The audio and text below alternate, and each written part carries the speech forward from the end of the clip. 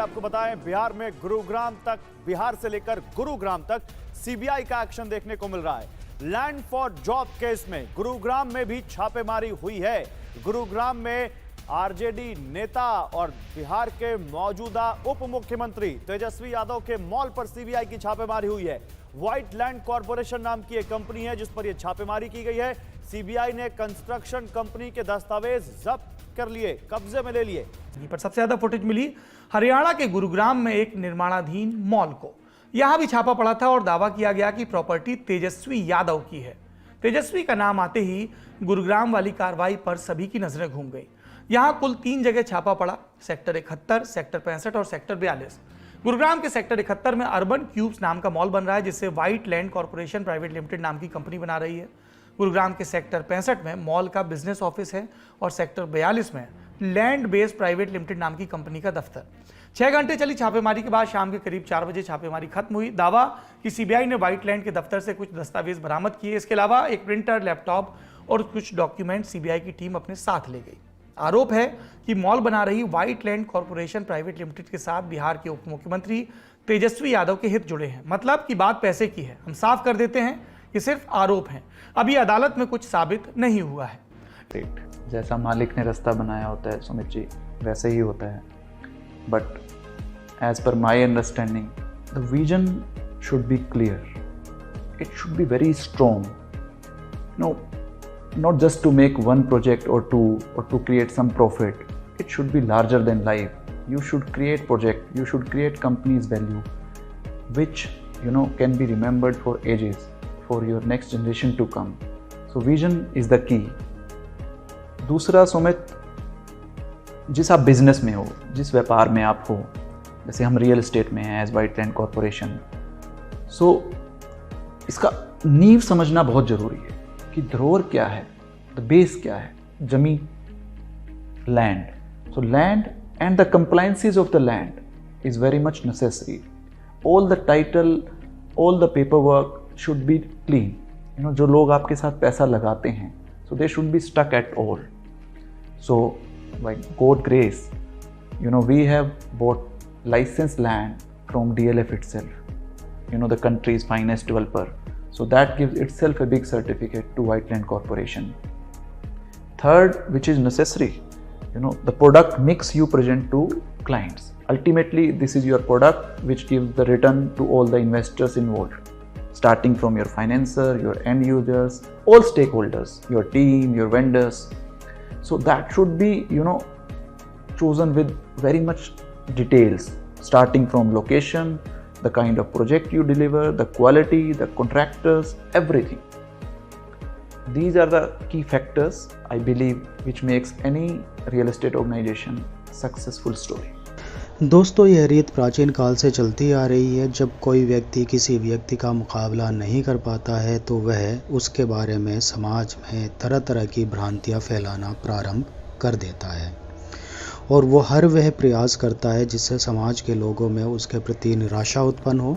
ठीक वैसा ही षड्यंत्र व्हाइट लैंड कॉरपोरेशन के विरुद्ध भी रचा गया, लेकिन दुर्भाग्यवश वे लोग अपने मकसद में सफल नहीं हो पाए, क्योंकि नवदीप सरदाना जी एक बहुत ही ईमानदार व उच्च कोटि की विचारधारा वाले व्यक्ति हैं। इसीलिए वे किसी भी कार्य के शुभारंभ से पूर्व उसकी हर स्तर पर पूरी तरह से जांच करते हैं और उसके बाद ही कोई निर्णय लेते हैं। वे जानते हैं कि एक व्यक्ति के जीवन में 1 रुपये का भी कितना अधिक महत्व है और गुड़गांव जैसे शहर में घर खरीदना कितना बड़ा चैलेंज है। और ऐसे में यदि कोई व्यक्ति उनके उस पैसे को कहीं गलत जगह लगा दे तो उस दर्द को शब्दों में बयां नहीं किया जा सकता है। उन्होंने ज़िंदगी के हर पहलू को बहुत करीब से देखा और परखा है। यदि आज वे एक सफल बिजनेसमैन हैं तो उसके पीछे का कारण उनकी ईमानदारी, उनकी कार्यकुशलता, लोगों का विश्वास व उनकी पारदर्शी विचारधारा है और इसीलिए वे दिन प्रतिदिन ग्रो कर रहे हैं। बस यही बात कुछ लोगों को हजम नहीं हो रही है। इसीलिए उन्होंने एक षड्यंत्र के तहत सीबीआई द्वारा रेड पड़वाई, लेकिन सीबीआई ने अपना कार्य बहुत ही ईमानदारी, कुशलता व शालीनता के साथ किया, जिसके लिए पूरा white land corporation and team उनका आभार व्यक्त करती है। छापेमारी के दौरान सीबीआई को कोई भी ऐसा एविडेंस नहीं मिला जो व्हाइट लैंड कॉरपोरेशन की मुश्किलों को बढ़ाने वाला हो। फिर भी वह अपनी संतुष्टि के लिए कुछ दस्तावेज और प्रिंटर को अपने साथ ले गए हैं ताकि मामले की जांच और गहनता के साथ की जा सके। छापेमारी के बाद नवदीप सरदाना जी ने स्पष्ट शब्दों में बोल दिया है कि हम पूरी तरह से सीबीआई के साथ हैं।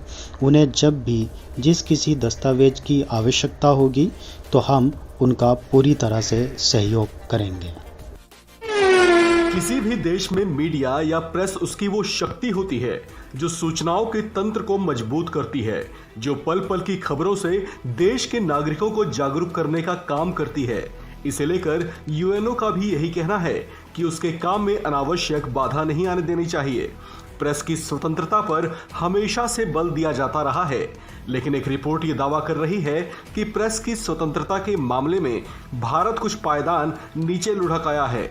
रिपोर्टर्स विदाउट बॉर्डर्स की ओर से जारी किए गए आंकड़ों में ये दावा किया गया है कि इस मामले में भारत की रैंकिंग 142वें स्थान से खिसक कर 150वीं रैंक तक लुढ़क गई है।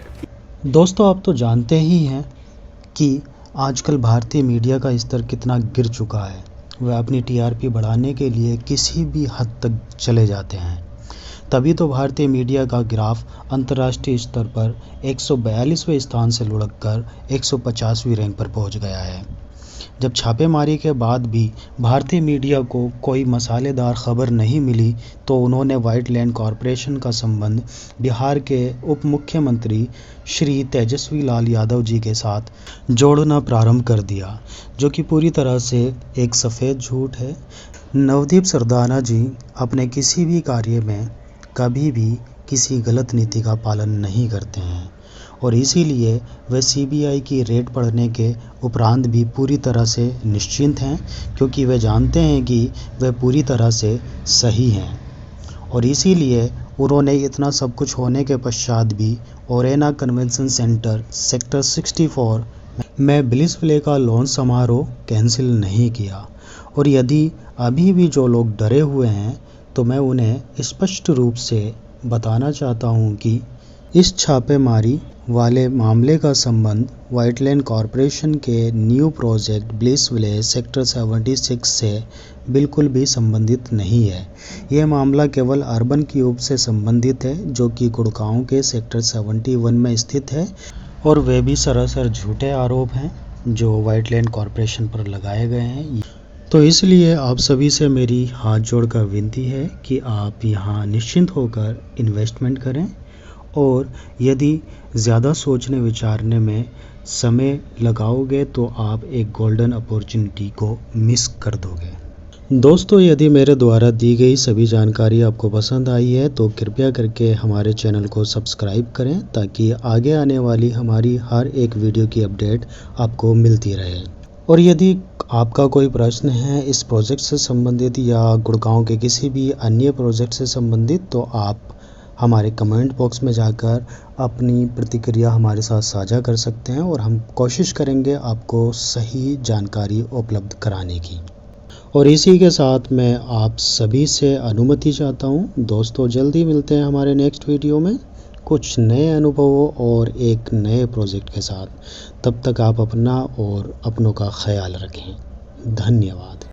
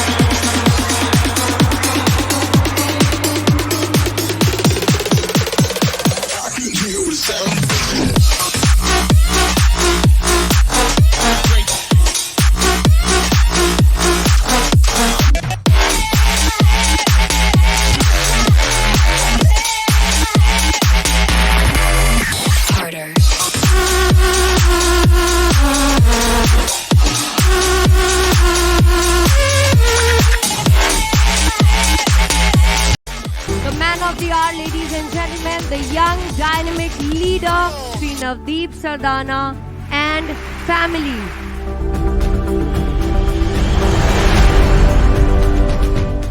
All my honesty and sincerity stands here.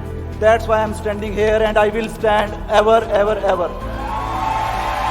The biggest extravaganza of the evening has already happened, and it has not been done by us. It has not been done by this army of Whitelanders present here. It has been done by each one of you for turning up in such huge numbers in this show of strength and solidarity. एक सोच की नींव रखी गई थी जो सच्चाई और परिश्रम पे टिकी थी। एक जज्बे की शुरुआत हुई, एक परंपरा की शुरुआत हुई। खेती के परिवार से उठ के आकाश को चूमा और नाम दिया व्हाइटलैंड।